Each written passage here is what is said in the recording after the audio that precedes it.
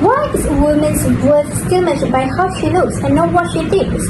What does that say about the world we are building? When director Patty Jenkins fought to keep Wonder Woman's costume from being overly sexualized, she wasn't just designing an outfit, she was challenging decades of the male gaze in Hollywood. And that battle still continues today, far beyond the movie screen. My name is Nabila Haziradi-Tirosli, and today I'll be giving a speech entitled "The Male Gaze Needs to be Challenged." This is my table of content, and we will go through this one by one. The male gaze isn't just something we see in movies or magazines. It's something many of us live with every day, often without even realizing it. Whether you're scrolling through social media or watching a TV shows, the way women are portrayed affects how we view others and ourselves. Many may dismiss it as trivial, but when it affects someone you care about, its impact becomes clear. While researching about the male gaze, my eyes were opened to how deeply media and societal expectations shapes the way we see ourselves and each other. As someone passionate about gender equality and social justice, I am invested in challenging this harmful perception. This issue isn't just academic to me, it's about ensuring that we value people for who they truly are, not just how they look. In a world striving for equality, the male gaze remains a subtle yet persistent barrier and needs to be challenged. Society needs to be aware and alert about the impact of the male gaze in media and social life, and there are ways that can be used to challenge this issue to give benefits to all human beings. First, I'll explain why the representation in media and everyday life needs to be persistently balanced. Dang in 2022 highlights how media hegemony and the male gaze damage the women's self-image and social standing, while Song in 2022 shows that news outlets underrepresented women in serious roles. These findings stress the need for equitable portrayals to challenge entrenched norms and promote a more inclusive media landscape.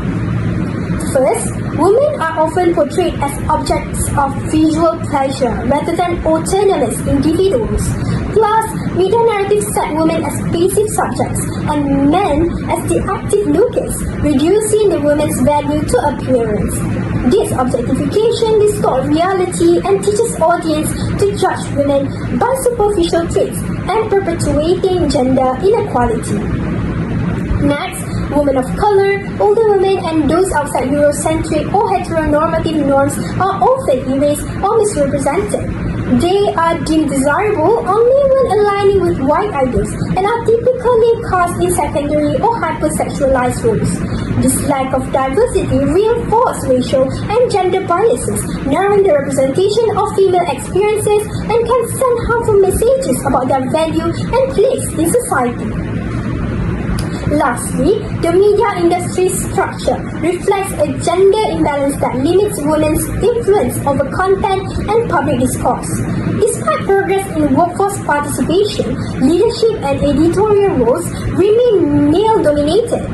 Women journalists are underrepresented in serious fields like politics and economics, marginalizing their voices and reinforcing outdated gender roles. Song also notes that women have unconsciously accepted bias for a long time and gradually lost their resistance within a male-dominated discourse system. Now that I've opened your mind about the need for persistent balance representations, let's examine how we can meet the need.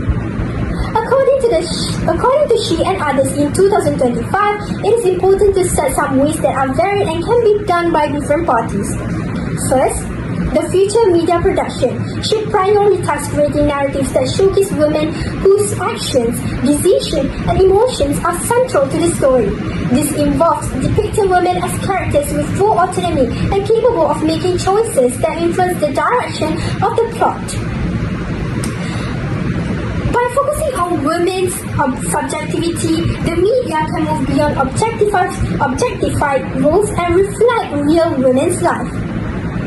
Moreover, by integrating gender equality into the storytelling, filmmakers can actively contribute to reshaping societal attitudes towards gender.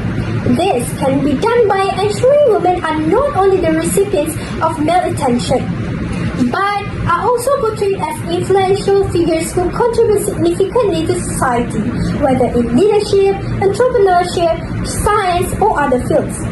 Lastly, according to Nicolay and others in 2024, a collaboration among various stakeholders including media organizations, educational institutions, advocacy groups, and policymakers is essential to create systemic change. By working together, these groups can share best practice, develop policies that promote gender equality, and create a unified approach to addressing gender disparities in media representation and everyday life.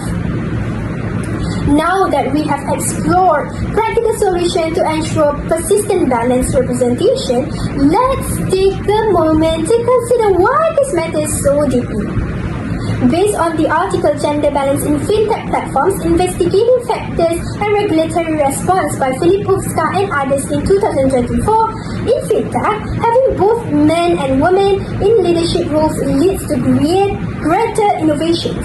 Different perspectives help teams come up with more creative ideas and solve problems in new ways. As a result, gender-diverse leadership makes fintech firms more competitive and adaptable in a fast-changing industry. Other than that, the research by Jingran Bao in 2025 titled on the impact of social media on the dissemination of gender equality ideology shows that increased visibility of gender-related issues online often pressures governments and institutions to take action. Bao also cites examples where social media campaigns have led to public debates and even changes in legislation.